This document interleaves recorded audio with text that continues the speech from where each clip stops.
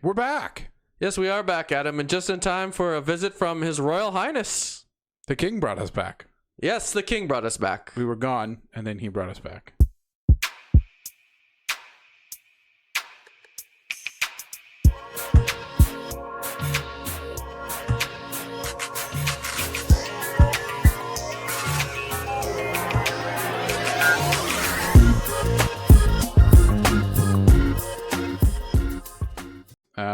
We're back here now. And a lot has changed. Canada is a new country, independent, sovereign, and wonderful, is it not? Everything's fixed. Yeah. Everything is fixed. Donald Trump has released all of the tariffs from Canada. And what else? None of that happened? That's just my imagination and dreaming. I didn't keep my elbows up, right? Yeah. No, Mark Carney fixed everything. I thought I had to put my elbows up, and then everything would be solved. He did that for you. Well, they had a throne speech today, and it was done for the first time in, like, practically almost 50 years by royalty here in Canada. Well, Josh, what the heck is the throne speech? That's just a thing where they write a big speech and they say, the government promises to do this and that and blah, blah, blah. And each time Parliament sits for a new session, they write one. And usually it's done by the Speaker and the Prime Minister. But when the actual royalty is here, just like in 1977 when Queen Elizabeth was last here, she sat down in the Senate and did the throne speech. And so we have King Charles III. So he brought his throne over here, sat down on it, and made a big speech. Sometimes we even provide them thrones, Adam. Not only that, we provide them with a $2 million party and parade paid for by us, the taxpayers, just to have royalty show up here and read a piece of paper before flying off after hanging with his buddy, Mark the Con Man Carney. Well, perfect. Yeah. I think we have a little bit of information on this video on what was said. Let's roll to that. Yeah, let's see what he was doing here. Charles stopped at Canada House in London on Tuesday. He was shown a large floor map of the country, a prelude to a visit that will demonstrate Canada's historic ties to the British monarchy, and more importantly, will symbolize this country's distinct sovereignty in North America. This is an historic honor which matches the weight of our times. The King's presence will be a counterweight to Donald Trump's vision. That is it clearly underscores the sovereignty of our country. Charles is going to be here as the King of Canada. We're going to hear that language a lot. I think it's to help remind President Trump that the King is actually our king, and it is a strong symbol of our sovereignty. See the conflict. There are signs that President Trump may be backing off the idea of Canada becoming a U.S. state after it was dismissed cordially by the Prime Minister. There you go. The King of Canada. He has set Donald Trump straight. That's what the media would have us believe. All it took was the king of another country, but also conveniently this sovereign nation's king, to show up and tell the big bad Americans that we are sovereign and independent, strong and free. Is that basically what I am supposed to understand happened? These guys here that I'm the king of, they're sovereign. Don't tell them what to do. Apparently, because I'm their king. I don't like the media, Adam. Yeah, we know that. I have a T-shirt or two to tell you guys that, but they are just leading us on to believe that, just based off of their own opinions, that apparently Donald Trump will have had a strong talking to by the King of England. No, Donald Trump will not care what the King of England has to say, other than that, it's good for Trump's image, I guess, if the king is visiting him. So he'll like that part. Well, that's not what's happening right now. Well, no. He's coming here to visit our Mark Carney. Do you think that Trump even cares? I mean, I suspect he may not care. That's a good question. I mean, like, why do we have the news the way it is right now? They're just persuading us to believe that based off of a whole bunch of people's opinions. And I mean, granted, good for them. I sit here on YouTube and have my own opinions and try to persuade people. You do? Yeah. I do not think that the media is really doing a good job at telling any facet of the truth. Like you're saying, I don't think Donald Trump has much care for what the King of England has to say. He may want to hear about what their prime minister has to say with the trade deal that they're negotiating and coming out with right now. I think the UK is the first nation that the Americans came up with a new trade deal with. But other than that, what does it really matter? Like, why? You know what? it's interesting to talk about this because a lot of Canadians, older Canadians, they believe they kind of like the idea of the monarchy as a tradition, but newer Canadians, Gen Zs, even a lot of millennials, they could go either way on this issue of having a king in Canada, and they just really are not overwhelmed or persuaded or anything by the King of England showing up here and telling us what to do. We're looking for actual change, and this is just pomp and circumstance, is it not? It is, and I'm one of those people who could really go either way for this. I don't feel like this really is affecting anything that I'm doing from day to day. It's kind of interesting because it doesn't happen very often. He's over here in Canada, but I don't think on a grand scale this has any real effect on the issues that are going on, with Canada and whatnot. So again, it's kind of an interesting thing to happen. But if as the media is leading us here to believe that he's solving our problems and he's sternly telling Trump to back off and Trump is listening, I don't think any of that's happening. I don't think Trump is concerned with what he has to say. And I don't think this is really going to change much. So, yeah, it's just kind of a thing that happened, really. That's what it is. Well, the throne speech, was it interesting or not? It was a whole lot of promises, as always, as the politicians like to do. Did you watch any of that speech? I watched a little bit of it. Mostly I was paying attention to the strong and free part that they're trying to bring up in the media as being the prominent point of this whole throne speech. But, I mean, some of our political leaders have reacted to it, Adam. Should we bring up their opinions? Sure, yeah. We can see what they think here.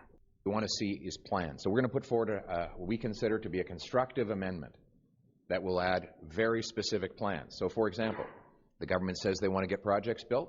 Great.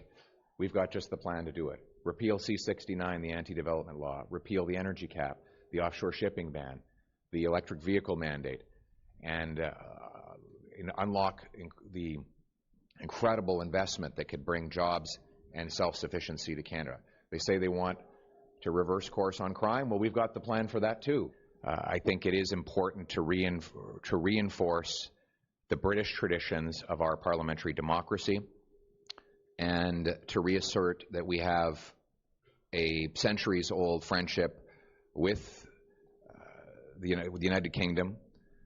Those traditions survive today. The place behind me right now is following many of the same rules that were scribbled on parchment hundreds of years ago in Britain. And all, of course, this was the result of the Great Magna Carta, an 800-year-old tradition that basically created liberty under the law. So I think it's important that the world recognize that we have those ancient traditions, and that the Americans recognize that we are an independent and free country that will make its own decision. I will say there are some positive indications in that throne speech. This is that Don New Davies Democrats here, new can NDP support. leader. For example, we have long been supporters of building a strong, independent Canadian economy and supporting Canadian companies making Canadian goods and services and becoming champions on the global stage. I will say, on the more negative side, this is not a worker-centered throne speech. And I'm also very concerned about what is not mentioned in the throne speech. For example, the words healthcare are absent from the throne speech. But fundamentally, from an economic point of view, this is a very conservative throne speech. And I think it's going to be a very conservative government. And that's why New Democrats are going to be, I think, such an important voice this Parliament to be pushing for progressive policies. They're going to be a pretty minor voice that doesn't really get heard much, but I suppose they'll be there. Yeah, exactly. Actually, expand on that because some people might not know what you're talking about, Adam. The NDP. The NDP, no longer an official party. Mark Carney said he's not going to grant them official party status. So they're just basically a smattering of independents there masquerading as a party. Because they got, what, 8 seats, right? 7 or 8. They won't get guaranteed question time. I think they lose out on some funding. They lose a lot of stuff by not being an official party. So that's going to be a challenge for them to come back from. But I imagine they won't want to, drag the situation out for too long. So that could be interesting in this minority parliament. You think as soon as some of the lefties start to. I think actually you're right. The way that Don Davies actually highlighted this speech as a very conservative one, he is trying to draw away some of the lefty vote from the Liberal Party and get it back to the NDP. I think he is, and I think naturally that's going to happen anyways. A lot of it just kind of consolidated there due to bad NDP leadership and Donald Trump fear. Mm-hmm. So I think as NDP is going to pick a new leader. Hopefully they pick a good one, a good strong leader. I've heard a couple people mention that they think Wab Kinew would be one who could rebuild that party. So it doesn't sound like he's too interested right now, but and then they could decide that they want a chance to get some of their seats back, get official party status back. They may not just be sitting around waiting for the Liberals to say we need you guys to just pass something for us. So the official leader of the opposition, right? Yes. Pierre Poilievre was saying the Conservative Party is going to bring up some amendments to this plan. What do you think the reasoning is that he would say that? Which plan specifically are you talking about? Why would he have amendments to the throne speech? Why do you think he is doing that rather than his traditional method of criticize?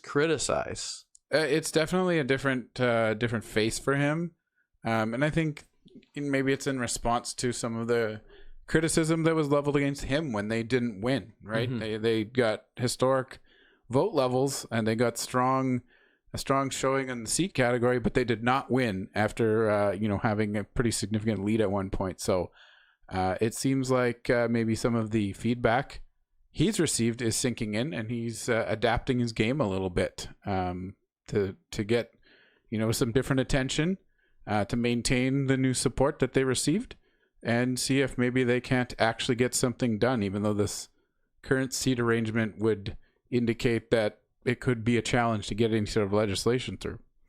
Yeah, I think that is one of the bigger takeaways I took away from this throne speech, where basically it's just promises.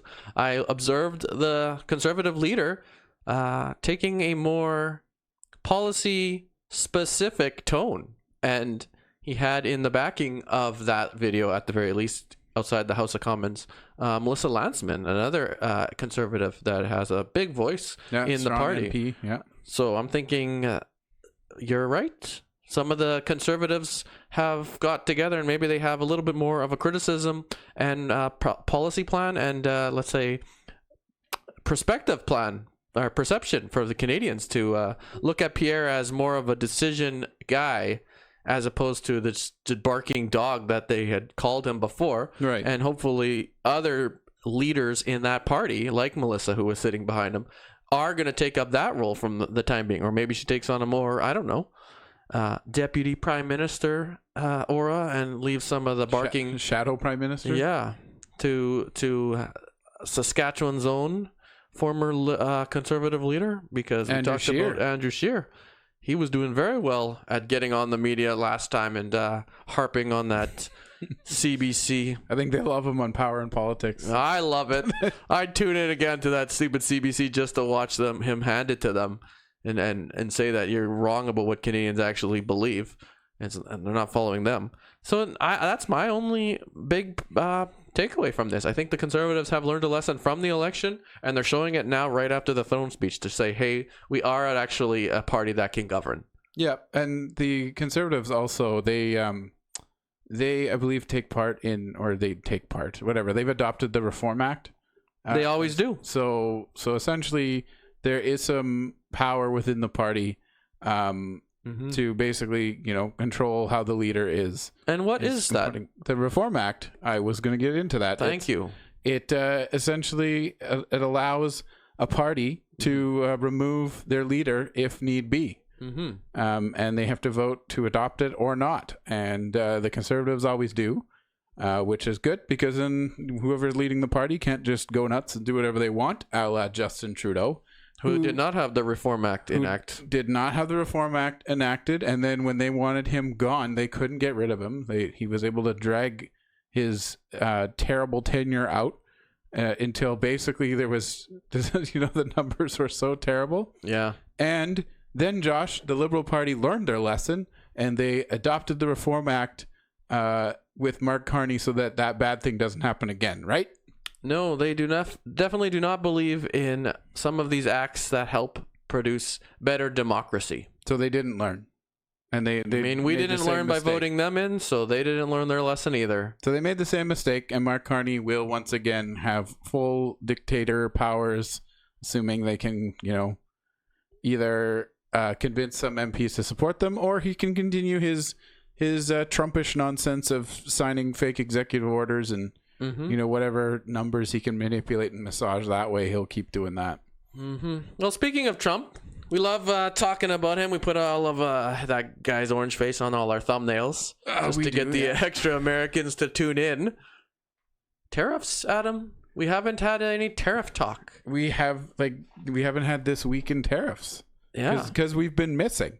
And is there any news on tariffs? The tariffs are... no one cares anymore. I don't know. That's kind of true. It's the boy who cried tariff. He'll threaten something, and I guess a few people might feel a little shaken, but for the most part, I think it rolls off most people. He's threatening the EU with 50% tariffs. They were going to start June 1st. I think now they're moved to July, so it's the same old game of it's going to be here. Oh, I delayed it. He was threatening to tariff Apple 25%. That seems pretty ridiculous. I don't even know if he can do that. Remember when he was threatening to tariff the movies? He was going to tariff the movies, but that just kind of went away, I guess. Well, no one could figure out the logistics of that. So, I don't know. Maybe he's going to tariff cheeseburgers or like the moon. I have no idea what's coming next, and I don't think anyone's really paying too much attention anymore because, for the most part, nothing really comes of it. Speaking of things that people weren't paying attention to in terms of tariffs, almost immediately and basically right before the election, Mark Carney removed some tariffs. Did he not? Did he remove tariffs? I thought that he was hitting back to show Canada's strong presence against the U.S. Well, he says things and then does another. We've already discussed that's what he does. The Liberals don't do that. But what did he remove, Adam? All of the counter tariffs except for the tariffs on food. Right. Because we don't need food, right? If you're a Canadian having a hard time at the grocery store, just remember that the Liberals have just kept that tax on your food. And when Loblaws and all of the big corporations say we have to stop protecting you guys against higher prices because now we're buying stuff at tariff prices, just know that Mark Carney could have just not done that.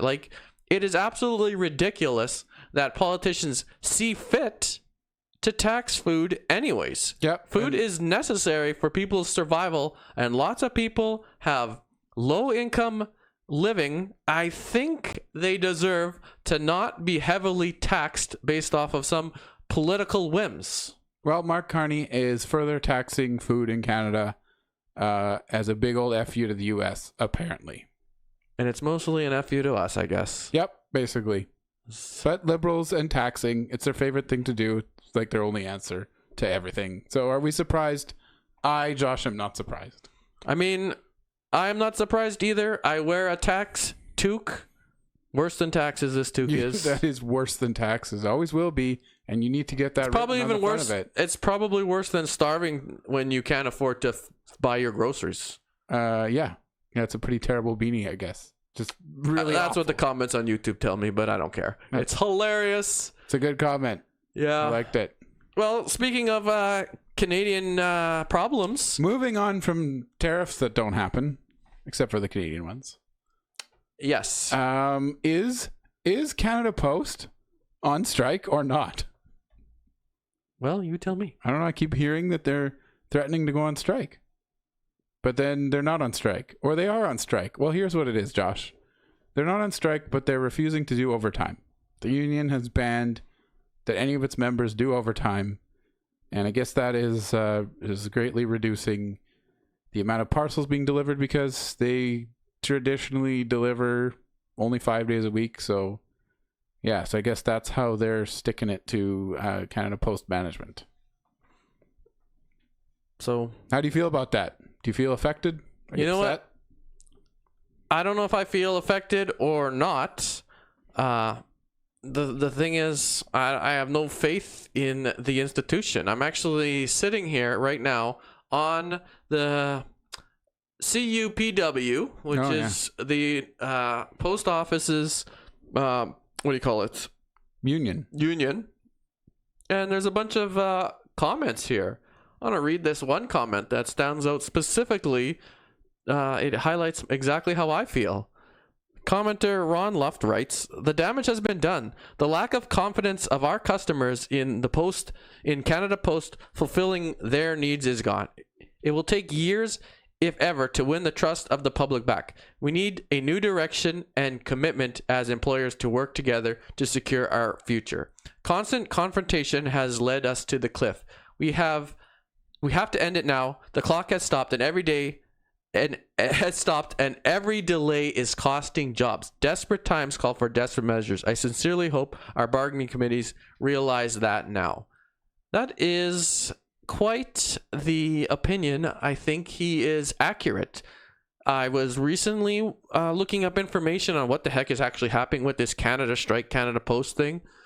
And the only article that came up that was recent within the last 24 hours was about an Ontario company that has basically shunned away from dealing with Canada Post at all. They are using private couriers for everything because they want reliability. And I think that is the gist of this comment here. Canadians are going to start looking elsewhere for this service. The Canada Post may be a completely privatized or obsolete institution eventually. Yeah, and like they said, is this going to cost jobs? Of course, this is going to cost jobs. Like when Canada Post is basically, all but replaced in everywhere that isn't very rural Canada, you're not going to have people like carrying parcels in cities and stuff like that. Like, where are those people going to go? Their jobs will be gone. So like they're going to argue these jobs out of existence by trying to push for every little thing when the organization is doing poorly. It's bleeding hundreds of millions, if not billions of dollars. And, that's going to have to probably end up getting propped up by the government, which means our tax money will come in to save it. And at some point, that has to stop. Like the guy said in the comment, this is getting completely ridiculous. We had one strike. A few months later, we have another strike or threatening a strike with some overtime bans, and they haven't solved anything. Like at some point, something's got to give. This is not getting solved, and it's no one trusts the institution to do anything. It's foolish. And you're right. The Canadian government, as of this January 2025, had given a government bailout taxpayer money of $1.034 billion to Canada Post. So still less expensive than CBC. Yes, but you're right. It's now in the billion. Maybe will it go to the billions, or will it become something else? Because ultimately, that's the question. We can't just keep funding everything out of taxpayer dollars, and then that taxpayers actually don't have any money for their own living. We're feeling the pinch. Tax the food. Tax mail that barely anybody uses. I mean, $500 million a year. That's what they're losing at Canada Post. Yeah. So the thing here is, what can be done? Like, can we, as the leak speckers here, come up with a solution to solve this problem? Well, okay, so first of all, they have to match the service levels of their competitors. So there can't be any more of this "we don't deliver on weekends" crap, because all the other competitors do. Step one. That, or they have to go to a different audience of exactly how they're going to deliver services. Like what is that audience, though? Other than, like I said, like extreme rural communities. What is the audience that's like, yeah, everything stops on the weekend? Sure. Yeah, you're right. That doesn't exist. That isn't in this world anymore. I know Canada Post has tried to solve that issue by hiring part-time workers to deliver on the weekends, and the union didn't like it because they wanted it to be overtime for their full-time members. So they're to me, they're shooting their own foot again, trying to squeeze every penny out of the organization. It's like, well, if you squeeze every penny out of them, there's nothing left, then you don't have a job because there's literally nothing left. If they're going to try and solve problems, they're going to try to elevate the offerings of the company to match its competitors, and you're going to shoot that down because you want more money. Sorry, it's just going to be dead. It's going to be gone. Well, Adam, you got a house in a new development where you live. I do. What kind of mailbox do you have on your house? It's a rural development though. Like it's near a city, but it's not in the city. It's about 20 kilometers. But imagine away. you bought that house in a new development a couple blocks from me. Yeah, sure. I have one of those. What the heck do you call them? Like one mailbox. Those community mailboxes. Community mailbox. That's what I'm looking for. Yeah, I have one of those. Exactly. Works fine, by the way. It's fine. I check it twice a week. Well, I live in an old development created in the early 60s. And I got a old mailbox, and my mail just goes right in there. And when I get home, I pop it open, and I go, oh, there's nothing in there. Oh, well, moving on. Or there is something in there, and if it doesn't say Princess Auto on it, you put it in the recycle bin. Even if it's a bill. Especially if it's a bill. But the point is, I get door-to-door mail. You do not. And probably most Canadians are not going to get door-to-door mail because that's probably the service that will first get cut. Yep. They've already discussed it. I actually saw surveyors 4 or 5 years ago when they first started having this problem, determining how they were going to put the community mailbox right at the end of my street. Yeah, well, my parents live in a neighborhood that is similar to yours, an older neighborhood that had door-to-door mail, and they actually had theirs removed back then when they had, so they now have a community mailbox in their older established neighborhood. And maybe it's a little bit of a challenge for them because they're more elderly and it's a little bit of a distance away, but they have a car, they drive to it. It's and I don't really hear them telling me it's a big problem. I think people adapt to it and move on. And Seems fine. They probably want that money in their fridge, feeding them rather than they're just eating the money. Like, give me that $20. Nom nom nom nom. But rather than paying for a service that is becoming obsolete by technology, right? Yeah, I mean, I think we would take lower food prices and give up our door-to-door mail.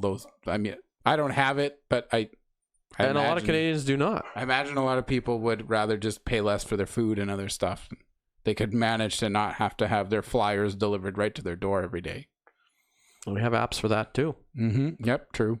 I don't know what to say. I mean, I think the union is trying to create something major out of a system that really is obsolete. I think they're trying to get blood out of a stone, and they're just going to end up like ending the whole thing. Yeah, it's got basically another commenter in the comments I had read said a public audit, Adam. That's what we need of the Canada Post. Yeah, we need to figure out exactly what this corporation is capable of doing, and they need to create that and then stop. Like if they're going to keep taking taxpayer money to stay solvent, then at some point we have to demand, no, you guys got to figure out exactly what this corporation is going to be and turn it into something profitable. Yep. And manageable. Mm-hmm. Like, it's absolutely ridiculous that unions can just come in and take control of bargaining and demand everything when it's just not even a solvent company. Like, it can't even make money. Like, how can it's mind-blowing that they would ask for more money or anything that would reduce productivity at a cost. Like, the company is failing. It's been failing for years. Okay? You don't get more money and more perks from a failing company. If it was a private sector, it would go out of business and you'd have no job. You'd have to move on. Well, there would be cuts in the private sector immediately. Like, they would never have gone on this long. So, like, people need to get their heads out of their ass and understand you can't demand more from a company that's dying. You just cannot. They can't give you anything. They don't have it. And that's enough said on Canada Post. Let's move along to the asshead people. Asshead people. Adam, I want you to bring up our next story here. Okay, what we got here is, the U.S. is talking about this golden dome for defense, and apparently Canada is also interested in being a part of this defense setup. So here's some info about it. This is Looking Glass. We have a missile launch detection. Canada could soon be a part of this. We will protect the homeland. But its possible involvement was announced by Washington, not Ottawa. Canada has called us and they want to be a part of it. So we'll be talking to them. The Prime Minister's office confirmed active discussions are underway with the Trump administration about Canada joining the Golden Dome. An ambitious project that would expand the United States defenses against missile and drone attacks. By being able to shoot down Russian, Chinese missiles, terrorist drones, it diminishes the reality of the strike happening in the first place. The Golden Dome is modeled off Israel's Iron Dome, which uses a ground-based radar system to fire intercepted missiles. Dog doesn't like An that. exact It's warning replica us. would not Okay, work for Casper. the U.S. and Canada because of the massive size difference. The Golden Dome would likely use several space-based sensors and interceptors, allowing the U.S. to destroy incoming missiles. It appears to be part of a wider effort to modernize the North American Aerospace Defense Command, or NORAD. And it also harkens back to the past. We could intercept and destroy strategic ballistic missiles before they reached our own soil. But the proposed partnership comes during a complicated era in Canada-U.S. relations, with Donald Trump's trade war and his threats to make Canada the 51st state. That process of deepening integration is over. We are in a position now where we cooperate when necessary. I'm really getting sick of this. You know what? Let's just go back to our comments because we've heard enough of this guy here, right? He's always saying there's not going to be any agreement or whatever. There's going to be different negotiations or relationships with the Americans. And then he goes and says, yeah, we want to be a part of this massive undertaking to protect the North American continent. Like, then he makes a big speech about it. You know, I'm tired of him and he uses more words to say less. Like he's worse than me on that front. So I'm just like, I'm tired of hearing from him. As for this Iron Dome thing, Golden Dome. Sorry. Not the Golden. Iron one. That's Israel's. Yeah. What do you think about this, Josh? Do you think this is a good idea? I mean, it's cool, and I think it's good in the sense that, you know what, somewhat of infrastructure has to go into protecting the homeland. I mean, wars might not be fought the way we used to think they were fought with militaries and that. As much as we need to get to that 2% NATO agreement. Might be 5% now. Yeah, would this count? This defense spending? I would have towards to think that. So. I would have to think so. Because I mean, the reality is we are probably lobbing missiles at each other in a situation. I mean, we're probably not getting too many lobbed at us, but we're gonna just get the ones that are targeted towards the big country below us. If someone's lobbing missiles at the U.S., you know, they're gonna hit us. So it's like, or do we want to be able to protect ourselves from it? I would say yes. It seems like a good idea. I mean, and it's asinine to think that we weren't going to continue a partnership with the U.S. because, I mean, they are proximity. It's proximity that determines why we have a big economic negotiations and decision making with them. Like it's the only reason. You're not going to go and ship things across the country or across the continents, right? And you're not going to, I mean, I guess Mark Carney has announced something today about some kind of a military partnership with the UK, but the reality is that's all just exercises and maybe partnerships on supplying different weaponry, you know. I mean, the partnerships with other countries in Europe and whatever is great, and that's a good thing, and that should happen. But we can't lie to ourselves that somehow we're going to just detach from the U.S. and we don't need them anymore, and we'll be fine without them. Like that's foolish, and I don't like when Carney is telling people that because it's asinine.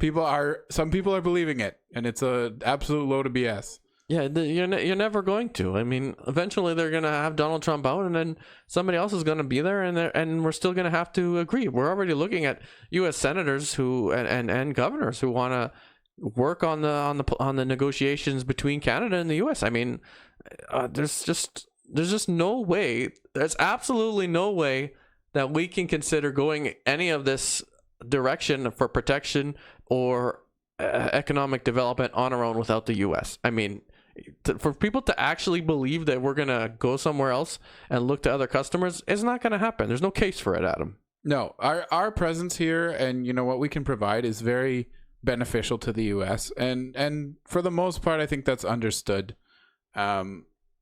barring all this current crap with Trump. But that's temporary. That will go away. And I imagine things will somewhat sort of return to more cooperation after that. But yeah, like the U.S., maybe they don't need us here, but they really benefit from our presence and what we can provide them. So I think they'd probably prefer to keep benefiting from it. We definitely need them, no matter how many elbows are in the air. So like we need to acknowledge that, whether we like it or not. It's a fact, and we all just need to keep working on figuring out how to work together. Protect ourselves from real threats. This Golden Dome seems like a pretty good idea, especially if it's going to provide some protection in the Arctic that we are sorely lacking. So I think this is a good direction for Canada to go in, and I hope Carney doesn't find some way to screw it up. Well, Adam, I mean, it's a lot of good news that we've turned around to look at here from the previous election discussions that we had when we were totally upset that this Mark Carney was going to get in. But we will continue to either praise or criticize whatever government, currently the Liberal one, that is in power. Whatever they're up to, we will criticize and talk about and bring it to you on Leak Spec. Thanks for watching, guys. Yeah, thanks for tuning in.